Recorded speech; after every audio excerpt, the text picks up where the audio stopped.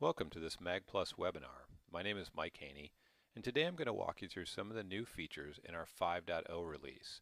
And what you're looking at here on my screen is a blog post that's up on our site, magplus.com, that walks you through some of the features that I'm going to talk about today. And I wanted to start with this just so that you know you don't necessarily have to go back and watch this over if you miss certain pieces. We've got an awful lot of content out on our site and on our support site as well about some of these new features that I'm going to talk through today, including some additional videos showing these features, longer blog posts about many of the features, and of course out on our support site we always have a full release note so you can see all the very detailed things that were included in this release for each one of the pieces. I'm going to go over some of the major things today. And really where I want to start is within the app itself. So I'm going to fire up Reflector, and I'm going to start by calling up a client app in our old 4.4 system.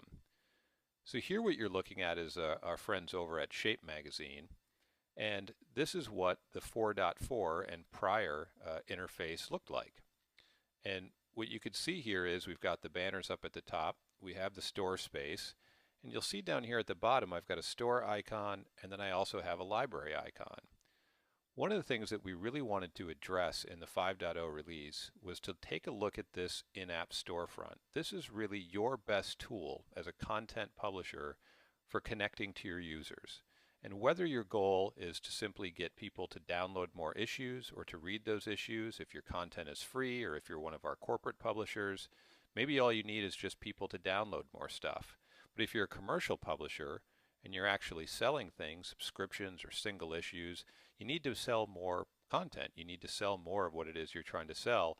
And this interface, this issues interface here, is really the most important tool you have. So we've spent a long time talking to the people in charge of these interfaces, consumer marketers or marketing directors, and asking them what they needed, what additional tools did they need, or what frustrations did they have with the current system that prevented them from getting as much value out of this, selling as many issues or subscriptions, or getting as many downloads as they wanted.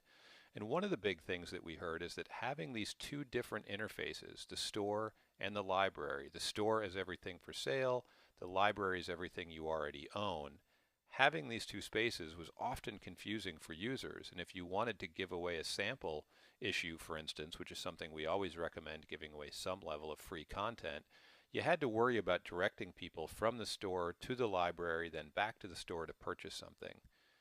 One of the other things we heard is that there simply wasn't enough space to promote things in here and to really highlight the things that people wanted to sell, like the subscriptions. And the subscriptions, which you're seeing here, look a lot like the issues themselves. So enough with the old, let's take a look at the new. Let's pop over to our new interface. Here we go. So this is the new issues interface. You'll see down here in my navigation there's no more store and library. There's only one button called issues, and that's because now whether I own an issue or whether the issue is for sale, I can access everything here through this one screen. This eliminates that problem of trying to direct your users back and forth between the two spacers and the users trying to discern what the difference is between the store and the library. Now they know that everything they can have or that they do have is here. Now, we also wanted to give users some ability to sometimes get rid of the things that they don't want to see. So we've introduced some filters here for the users. So now they can see all the issues, which would include everything that they own as well as everything that's for sale, as well as the issues that are just here on my device. So if I just want to see what I've already downloaded, I can just tap on device. If there were more issues for sale here that I didn't own, and in this sample app I own everything, I'd have an additional filter up here that says My Issues, and that would allow me to filter out only those things that I already have access to and take away all the things that are still for sale. So users still have that great ability to filter out what they see, but now they're in charge of it, and as a publisher, you can get them back into this space every time they come into the app, where you can use a couple of these new promotional spaces that we have on top here to direct them to the content that you want and to promote certain things. So let me talk about each one of these new spaces. Up at the top here, as you see something rotating through, this is our banner space. Now this existed in the old app as well. We introduced this with our 4.0 release, and it proved to be one of our really popular features. People liked the idea of having a nice big banner, a big space within the app itself to show things and to promote various things, content from the new app or a subscription. So really what we wanted to do in 5.0 was make this space even more useful and even more valuable. So we did a couple of things. One, you could see that this banner now spans the full screen. If we pop back here, you'll see that it was confined to a very specific space here. In the new one, it goes full width, so it just looks like a more natural part of the storefront itself. The other thing that we did was make the vertical size variable. So here you can see this is the largest size that you can have. This is 700 pixels tall, but this could get smaller. You could have something down to literally 1 pixel. So you can have very narrow banners up here if you don't want to dedicate this much storefront to this banner space. Now these banners, of course, are completely optional. You can turn this off and simply have a grid in here if you'd like and not utilize this space. And banners, of course, are a live option, which means that you can turn them on and off or even change the content of them anytime. You don't have to submit a new app update in order to do that. That's what makes them really valuable. I wanted to jump out here, in addition to some of the things you see cycling through here, some really nice designs, and show just some ideas, a blog post that we just put up of 8 smart ways to use the new 5.0 banners. Now, I'm sure there are more than 8 ways, but these are just some of the things that we thought of.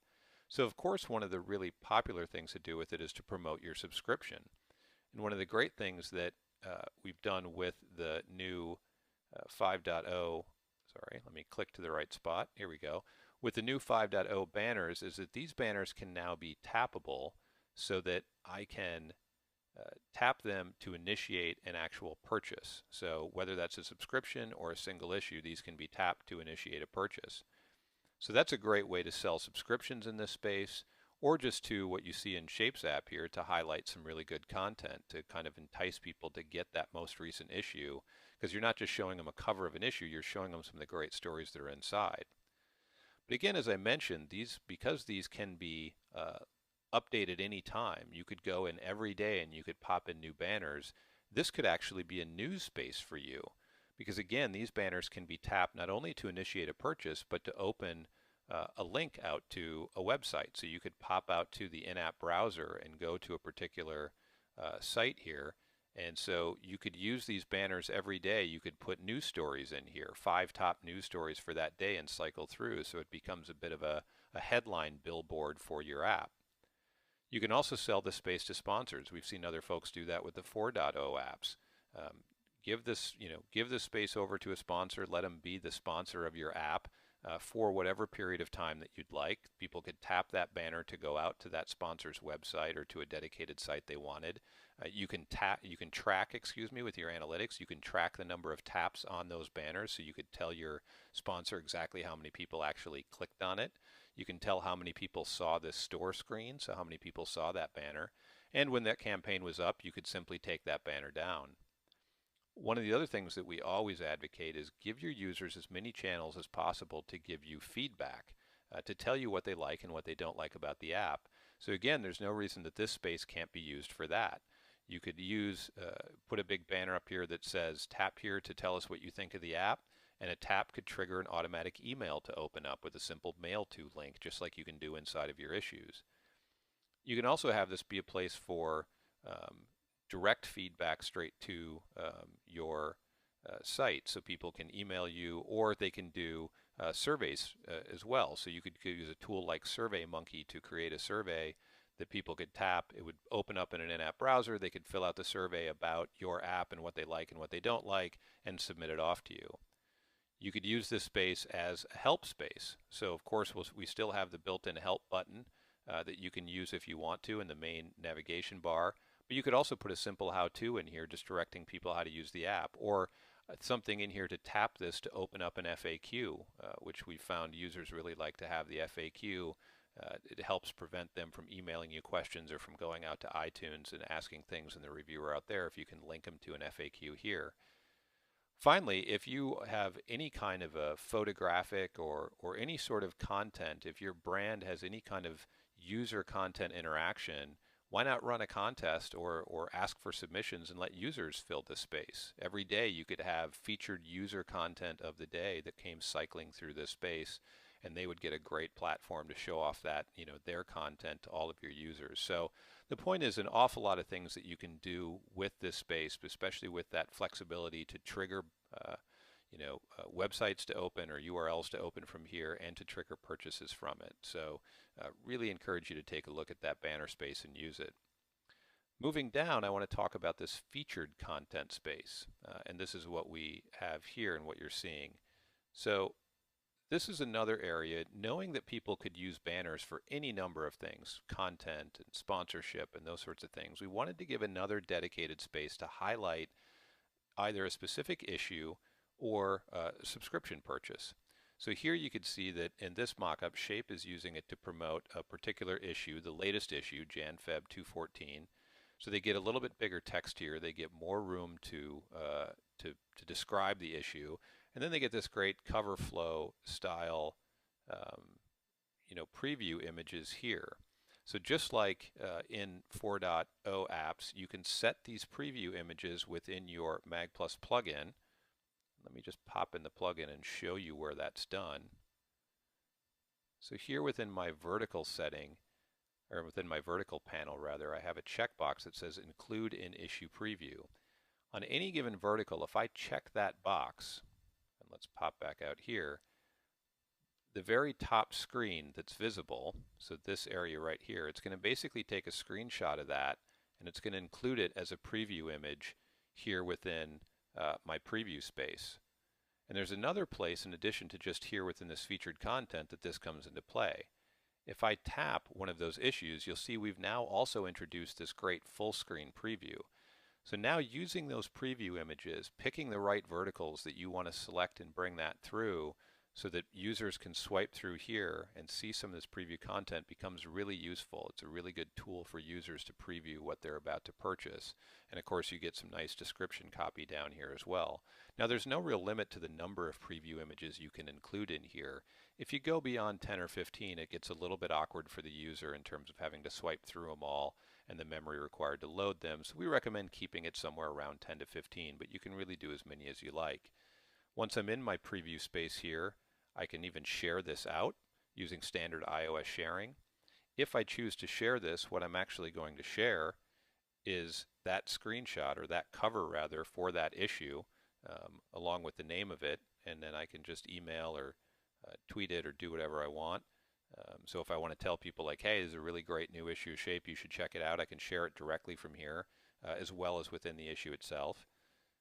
And I can click the download button and trigger a download, or if it's for sale, trigger a purchase right from this interface as well. When I'm done, I click the done button and now I'm right back into my grid. So those preview images are really useful, both if I choose to have the featured content here, but also for that full screen preview that's going to pop up. Now the other interesting thing about the featured content is this can, instead of being an issue, this can be a subscription. So this can be another place for you to promote those subscription products that you have. And if it's a subscription, you can upload some custom images here. So if you want to have multiple covers to show people a kind of range of what they would get with a subscription, or even just some dedicated images that describe the benefits of the subscription, you can fill these preview image spaces here with whatever you'd like when you're promoting a subscription. And I just want to pop out to Mag Plus Publish, our back end, and show you where some of these things are actually set. So here in your Apps tab, which is where you manage and build your custom white label reader apps, there's a couple of new spaces in here. One is called Banners and one is called Featured Content. So I'll pop into Featured Content first. Really very simple, very straightforward. If I want to use this featured content space, and again, this is a live option as well, and it's optional, so I can turn this on or off, have it appear or disappear. I can do that anytime. I don't need to do this in relation to an app update. Here I can choose no featured content, which means turn that space off, just give it back over to the issue grid. I can choose it to always show the latest issue, whatever the most recently published issue is will show up there. I can choose a specific issue, so maybe I've published a special issue, or maybe I'm publishing some back issues and I want to highlight those today. I can choose that, or I can have a specific subscription. So even if I have multiple subscription products, I can choose whether my monthly or my annual is what shows up in that space. So again, we really hope that this gives you the tools, or some additional tools anyway, to help drive some of those conversions that we know content publishers really need to increase and really always want to improve. And the great thing about doing this as a live option is it allows you to run campaigns. So for a week, I can try promoting the latest issue and I can see if that increases my downloads. Then I can try a campaign for a week where I promote the latest subscription, or specific subscription product and see if that leads to more subscription purchases. Then I can try to change my images or my messaging, and again, I can track how the results of those changes happen so I can really start to dial in what works with these spaces. If I go back to apps, you see I've also got a spot here for banners. So creating these banners is really easy. They're just images. It's just a big JPEG. So you can create these, your designer can create these. You simply upload them here. You can swap out an image or delete the banner just by checking that box. And then again, if I want to link to a specific issue, we've got the codes over here for how I link to an issue, how I link to a subscription, or how I link to a standard website. And again, no real limit to the number of banners you can have here. Now, if you tried to do 150, we can't promise what's going to happen. But if you want to have 3 or 5 or 10 different banners in here, you can do that. Anytime you want to upload additional ones, just click the Add Banner and hit Save. And you want to remove them, just hit Remove Banner and hit Save. Again, you can change this any day. The other feature, slight improvement we released here with 5.0 is you can now choose the amount of time between when these banners rotate. So as we were seeing here in our example, these banners keep swapping through, in this case every 5 seconds, because it actually has milliseconds in terms of delay here. So you can get really specific with how often you want these banners to switch. It could be every second to very quickly go through. You could leave them on for 60 seconds if you really wanted people to be able to read something that was in that space. So again, that's a control that you have. So that's a lot of the new features here in the storefront. I just want to also talk about the things that can be customized. So you'll see here this has a white background. That can be customized. So this could be any background color that you wanted so it can fit within your brand. You'll see that there's some gray here, some gray in this button. This button here is gray. My icons down here are gray.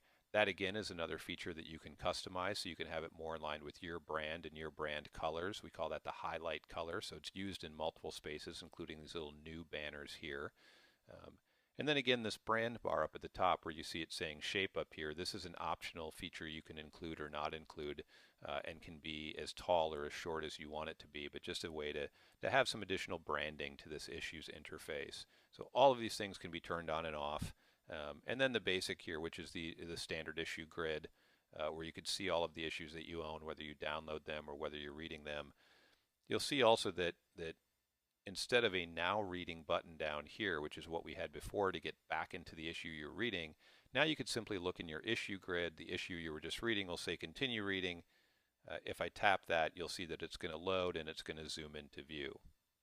This is a relatively big issue, so it's going to take a moment to load here on my mini, but there you see. And now I'm right back in my normal issue. Once I'm in my issue, to get back to my issues interface, I can just tap issues down here like I did before. Or I can tap up here in the corner this issues button that you saw up in the corner to go back to my issues interface. A couple of other things we've added to the store here that I want to mention, and I'll just show you these out in Publish, is what we call inclusive issues. So inclusive issues have been around for a while as a feature, and what inclusive has meant, and I'm just going to pop into the subscriptions interface, what inclusive has traditionally meant is, let's say you have a free app and all of your issues are paid. But as a bonus to people to download the app the first time, you want to say, hey, download this app and we'll give you a free issue. That's what inclusive issue meant and still does. So you can say, hey, download this app and we'll include the January issue for free. The one feature we've added, a couple of features we've added, the one we've added to that version of inclusive issues is that now when you have an inclusive issue, you can actually pop up a message to the user that says really whatever you want it to say because it can be customized, but you can pop up a message that says, thanks for downloading the app, you get the January issue for free, would you like to download it now? And they can choose to hit that download button and start that download moving within their issues interface. Or they can click cancel and go away. Before, what it did is just that issue, because it was included, would just appear in their library, but they really had no way of knowing that that was a gift from you, that it was a bonus and something they got. Now you can actually pop up a message and let them know. But we've also added another inclusive feature, and that's why I'm here in the subscriptions interface out in my Mag Plus Publish backend.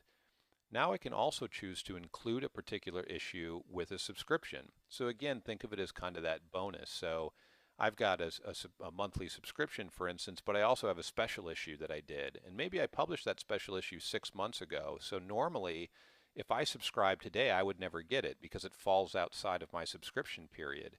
This new inclusive issue for a subscription feature is a way for me to give away even that back issue as a bonus to subscribers. So now I can say, hey, subscribe today to my monthly subscription and we'll give you this special bonus issue for free.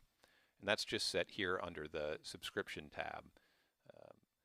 And that also is a live option. So it's again something you can run some campaigns around. So you can decide to include a bonus issue. You can put up a banner that tells people about it, and then track how many subscriptions you drive that week and whether some of these features help boost those numbers. I want to point out one other small thing here in the issues interface. So I mentioned that here in the store, there's a few places I can sell subscriptions now, right? I can have the banner up here could be linked directly to a subscription purchase. I can put it here in my featured content space, but I can also, just as I could in the old app, I can also have it appear here as the first issue or the first space in my issue grid. This could be my annual subscription and this could be my monthly subscription if I wanted it to. And in order to get them to show up here, you just need to check this box out here in the Publish interface. You just need to say Display in Issues Grid. We wanted to point that out because it could be easy to miss, and you might launch your subscription and then not see it in your store and go, oh my God, where did my subscription go? You just need to make sure you check that box.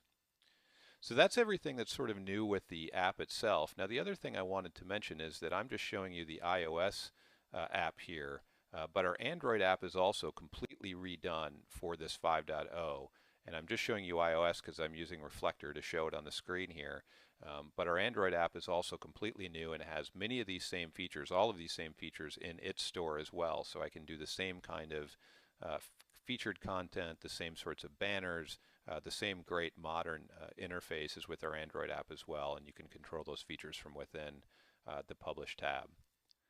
So now I want to pop out to the plugin and show you one of the one new feature that we included out here. Like I said, most of the emphasis for this release was on the actual reader apps themselves and giving you some new tools within that space. But I wanted to show you the one really great new creative feature that we put into the plugin for this release, and it has to do with pop-ups. So traditionally, the way that you would make a pop-up is that you would draw an item, and then here in your Mag Plus object panel, you would choose the object type pop-up. And that would bring up some features down here that you could associate with that pop-up, whether it was standard or whether it was modal or whether it was initially visible or whether it had a close box. The limitation that you had with that is that the only thing you could ever really pop up were images or blocks. You couldn't pop up an HTML element or a slideshow, for instance. And you couldn't put links on top of a pop-up. So you can do all of that now. What we've introduced is a new panel for the Mag Plus plugin that we call the PopUp Panel. So let me show you how this works. So here's a page out of our design examples. So you can download this sample page out on our support site. We just call this the design examples. It's a whole issue. You can also see this in the reviewer app. The actual file is included out there as well. And here I've got a swipe slideshow. But let's say instead of having this slideshow just directly here on the page, I wanted this to be an actual pop-up. Now what I can do with the pop-up panel, the pop-up panel basically allows me to make any type of content a pop-up. So now instead of just putting this slideshow here on my pinned blocks layer, so my regular B layer here, I'm going to move this up to my B pinned pop-up layer. And I did that just by dragging my little colored square here up to this layer. That's a really quick way to move content between layers. You can see now that I did that and I've got my slideshow selected, my pop-up panel suddenly became live. So watch this pop-up panel here while I drag this back to the regular one. Now it's on a non-pop-up layer. You can see this pop-up panel is not active. I can't do anything on it. So I move that content back to my pop-up. Now, boom, this becomes active. So now, even though this is a slideshow, I can set this to have pop-up qualities to it. I can say, well, I want this to be a standard pop-up and I want it to be initially visible or part of a pop-up group. And then I could just set my regular hotspot as I would before. So let me go here and we'll make the deck here the actual trigger for it. So now I can say add link. The type of link I want here is a pop-up link. And just as before, I'm setting the URL as popup : / and then the name of my pop-up. So here I'm just going to name my pop-up 1. I usually use really simple names like that because it's just faster to type. So I go back to my clickable area here and you can see I did popup : / 1. So what I've just done here is I've created the area that I'm going to tap to trigger this pop-up, right, to make this show up. And I don't need this to pin, but we'll leave all of that on. I can have all of my same slideshow settings here. I'm just going to leave it as a standard pop-up. Now let me pop out on my reviewer or on my iPad rather, to the Mag Plus reviewer, which is also updated for 5.0. So if we go here to Reflector, you'll see I'm in my reviewer here. And let's pop into my settings and make sure that the two pieces are connected. There we go, Mike's iPad. And we'll just review this out and wait for this to push over, and hopefully we can demonstrate now the way that this new pop-up panel allows me to have any kind of content here on my pop-up layer. As we wait for it to go, there we go. Now you can see it's moving over. This is really when we should have Jeopardy music playing in the background, some kind of an interlude. So you can see I've also used the slideshow feature here to do a little animation. That's what you see coming in with that headline there. And you can see that this slideshow is not visible. That's because it's on my pop-up layer. So if I tap my hotspot, now my pop-up appears. You can see that it's a slideshow that I can swipe right through. I tap where I put that hotspot, it turns back off again. What this also then allows me to do, and let me pop up to another spot here, and let me turn on some additional layers. So on this example, we've got, let me just review this one out. And let's take a look at what this page looks like normally, because it's a little bit of a jumble here in InDesign, but I want you to see how this looks when you're looking at it as a user. So this is just another sample page showing our various types of pop-ups. So click that, I get my boom, my modal pop-up, right? Then I can tap outside and it goes away, or I can look at a standard pop-up here. Now, here's one of the challenges we saw a lot with pop-ups, and this is a perfect example. So let's say this is a fashion magazine and I pop up and I see this outfit, but now I want to actually be able to click this and go out to the website and buy it. In the old style, you couldn't do that. Now you can add links on top of pop-ups, and I'll show you how. So now if I go back out here, and I go on to my pop-up layer, and we'll just pick this one here. Let's see which one that is. So this is my standard pop-up here. Again, because this object now can be a standard block object, I can just click the Add Link button, and this can be just a regular link. We'll just have it going out to, we'll go cnn.com just because it's fast to type, right? So now I've got my link on top of my pop-up here. And if we go back here, and we review it out,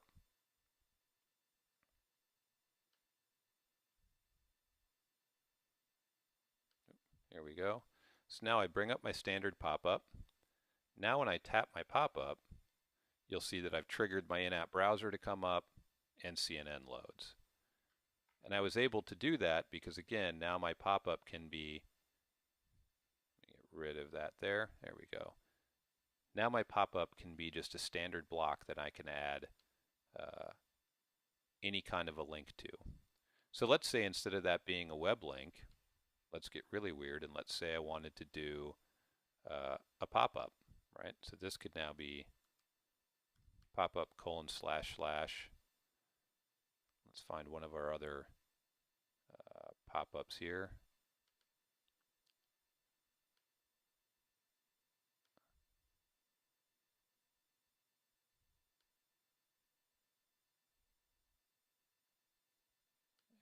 if I go here,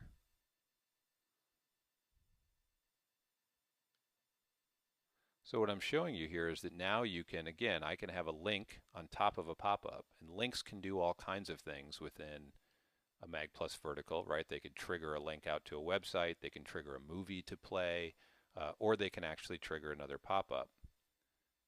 So now when I tap my one pop-up, boom, I've triggered my other pop-up to come up on top of it. Now, as you can see, this can start to take you down a bit of a rabbit hole. Pop-ups on top of pop-ups can get really confusing, but the point is it just gives a lot more flexibility to how you use these additional layers, whether that's something simple like just having a link to a website off of your pop-up, or whether you want to do something a little bit more complicated in terms of your design here. That's how you use the pop-up panel. The really important things to remember about this, and I'll pop back to a simpler design here to show you, is if you're trying to use this and you find that the pop-up panel isn't coming up, it's probably because you don't have content selected that's on a pop-up pin blocks layer. So again, you'll see if I move this back to my regular layer and non-pop-up layer, this is going to go gray and I won't be able to use it. So when you're trying to use this, just make sure you put some content somewhere on a pop-up layer, and then you're going to see this come up, and you can assign then your different kind of pop-up things, standard, modal, initially visible, etc. Another piece of the system that we really overhauled for this release, I'm going to jump out of the plugin now, and I want to go to what has long been kind of the black sheep of the Mag Plus system, and this is our production tool. From its very boring name, the production tool, to what had been its UI, its interface, has been a little dry for a long time and not terribly useful. So we gave it a complete overhaul for 5.0, as you can see here. If you were familiar with the old one at all, if you ever saw it, it was a lot uglier than this. So what we did here, there's no real new functionality in this. We added some new features in the 4.3 and 4.4 releases, but in this we didn't really add any new features. We really just took a look at how all of the different options were laid out, and how the tool was interacted with, and tried to make some improvements. So here you can see I've got, this is my actual issue. So the production tool is where I lay out the order of my issue, and I can move things around just by dragging and dropping them to change the order of my issue. I can look in this, what we call our preview view, where I can see my full vertical length. I can look in a simple list view where I can sort if I want to by name or by ID. And we also have what we call the wall view, where I can just see this top slide, but it allows me to see more of the issue at once. And of course I can zoom out if I want to see an awful lot of my issue here, or zoom in if I want to get really close. So here you can see I've kind of showing everything at once. So I've got my clipboard up here. When I export pages out of InDesign, this is where they show up, and then I can come down here and I can drag it in. So one of the really useful things that we've done, as you can see, this is a really important space, right? Because this is where I'm laying out my issue. What we've done is made all of the rest of this collapsible so you can get rid of it. So you see this little arrow right up here at the top. I hit that, my clipboard zooms away. So now I've got some more space. Same thing with my menus over here on the side. If you don't care about this vertical data, click the arrow, it goes away. Same thing with the issue settings. Once you've set the metadata that you need to here, you can close that. If you don't want to just see any of these things, click the arrow over here, whole thing goes away, and now I've got a really nice big canvas that I can use to lay out my issue and really zoom in on things and take a good look at stuff. And then if I need to get back to things, I just click this and I get back my same choices that I've always had. The one other feature we did, the one thing we did include in here that I think is really useful, and if you've ever struggled with this in our system before, you'll know, we got rid of what was called a brand settings file. So if you've ever had to make a magplus.mags file, you don't have to do that anymore. Now when you start a new issue, you simply set a brand name here, an issue name here, and that's going to come into the file name, or what we call the GUID, which is really the technical name, but it's really just the file name. It's the file name of the MIB. The issue file that you're going to create is brand name.issue.version. And I also wanted to point out that you can, of course, manually edit this version number. So some people have struggled in the past with the way that things version up and having to create additional MIBs to get the versioning to go up. You don't have to do that anymore. You can just go in here and type whatever version number that you want. So again, no more brand settings file, just type in a brand name, an issue name, version number, boom, that's your file name. And this of course is never public, this is just for your own internal reference. So that's the new production tool. The last thing I wanted to show in here is a new third-party service that we added in, and I'm just going to show you the website of it and then describe what it is. This is a feature called eMagazine's Insight. So one of the things, as many of you know, that we really like to do at MagPlus is find really good best-in-class partners to work with. We like to find people who are bringing new capabilities into the app space and then build them into our app infrastructure so that you can take advantage of them without having to do any kind of integration or anything else. You can just check a box and boom, now you get this capability. So we do that with a lot of our analytics partners. eMagazines is one of the new marketing focused partners that we've just added in. I mentioned at the beginning of this webinar that one of the things that was really important to us for this release, one of the things we were trying to solve was how can we drive whatever your success metric is? And we've looked at ways that hopefully we can help you drive more subscription sales or issue downloads or issue opens using some of that featured content and banner space. But what about just app downloads? Just getting more people to get your app in the first place. It's a huge challenge that we all recognize as a challenge we all struggle with. Well, one of the things, of course, that almost any brand does, so you launch an app and you probably do some marketing campaigns around it. Maybe you put some banners out on your website, or you send out an email to your users or to your subscribers saying, hey, we have a new app, click here to download it. And when the user clicks there, they're going out to the iTunes store so that they can then go install the app. So here's where eMagazines comes in. eMagazine's Insight basically allows you to track when people click those links. So again, I put a banner up on my website that says, hey, click here to install the new app. That link goes out to iTunes. When you're using eMagazines, you can track not only how many people click that link in any given campaign, but what they do once they actually install the app. So if I click that banner, I go out to iTunes, I go, I do want this app, I click the install button. eMagazines knows that, right? They know I've installed it. And within a certain window of time, if I make a purchase or I download an issue, that can also be tracked. So that in your eMagazine's dashboard, you can see that any given campaign ultimately produced this much revenue or this many installs. And what that really allows you to do is start to hone in on what are the messages, what are the banners, what are the campaigns and the creative that really drives the most installs and the best revenue per install. It's really a way to optimize those marketing efforts that everybody's been trying to do and often really struggling with figuring out, well, what is really actually driving installs or driving purchases. Now you can track some of that. They also have some additional features like you can run promotions to say, hey, subscribe and get a $5 Starbucks gift card, and eMagazines will take care of the fulfillment of that. And some other things as well, affiliate networks, etc. So eMagazines, this works just like all of our other third parties. You can go out to eMagazines, you can chat with them, let them kind of demo the tool for you or learn a little bit more. And if you decide it is something that you want to do, you can sign up with eMagazines. We have a special discounted rate only for Mag Plus folks, so they can describe that for you and what the contracts and all of that looks like. And then within the Mag Plus world, really all you have to do is within your apps tab out here, you could simply put in your eMagazine's app ID, same as you do with any of our other services like AppBoy or our analytics services. As part of the sign-up process, here you'll get a special little key from them, a special little numeric key. Pop that into eMagazines, hit save, boom, now your app is eMagazines enabled. And again, live settings. So you can go ahead and launch your 5.0 app. A couple weeks into it, once you've figured out all your store stuff, go talk to the eMagazines folks, sign up with them, get your key, and then boom, you can start incorporating it and take advantage of that feature again as you can with our other third parties. So I hope that this has been a helpful webinar. This has been pre-recorded, so you can go back and watch it again later, and we've been live in the chat while we're doing this, so hopefully we've been having a good conversation while you've been watching me present this.